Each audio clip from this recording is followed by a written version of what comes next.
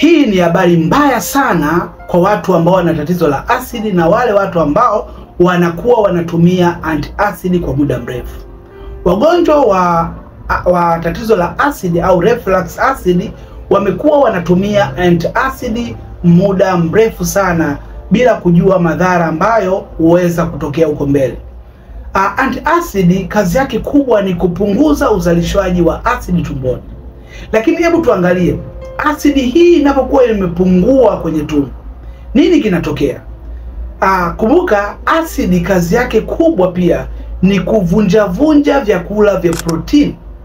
Sasa vyakula hivi vya protein unapokuwa umefanyisha, yani umepunguza uzalishwaji au umepunguza ukali wa ile asidi kwa kutumia antacid, inapelekea sasa vyakula ambavyo utakula vyenye protein vitashindwa kuvunjwa.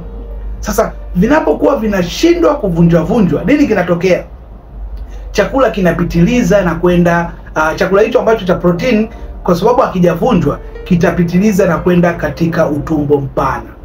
Kinapofika pale, mwili sasa unaanza kusema huyu ni nani? Anafanya nini hapa?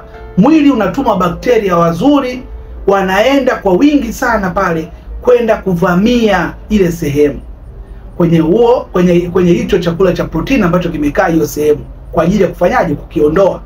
Sasa bakteria hawa wanapokuwa ni wengi sana sehemu hiyo, huwa wanaanza sasa kula ukuta wa utumbo, na hapo inaweza ikapelekea mtu kupata saratani ya utumbo. Kwa hiyo unaweza ukala hiyo antacid, lakini usile kwa kiwango kikubwa sana, kwa sababu haitokuwa na matokeo yoyote. Zaidi ni kwamba yenyewe inaenda kupunguza. Ndio maana unapokula ile antacid unajisikia vizuri kwa wakati huo, kwa sababu inaenda kupunguza kiwango cha nini? Kiwango cha uzalishaji wa hiyo asidi. Lakini kumbuka, asidi ndiyo rafiki. Asidi inapopungua ni rahisi wewe chakula kupita bila kumeng'enywa vizuri, lakini pia ni rahisi wewe kupata saratani ya utumbo.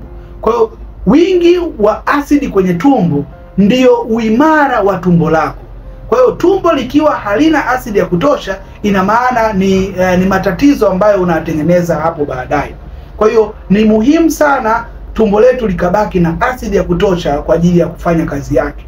Unapokuwa unakula antacid, ina maana unaenda kupunguza kile kiwango cha asidi katika tumbo lako. Sasa basi, kama ni mmoja wa watu ambao wanatumia antacid kwa muda mrefu kwa sababu ya reflux acid, au kama wewe tayari ni mgonjwa wa tatizo la reflux acid, chukua namba yangu bio nipigie ili niweze kukusaidia, kwa sababu wahanga ni wengi sana wenye tatizo hili, lakini kuna vitu ambavyo wanatakiwa waeleweshwe, lakini pia kuna tiba ambao wanaweza wakapewa wakaweza kupona kabisa. Kama ni mmoja wapo, chukua namba yangu bio nipigie niweze kukusaidia.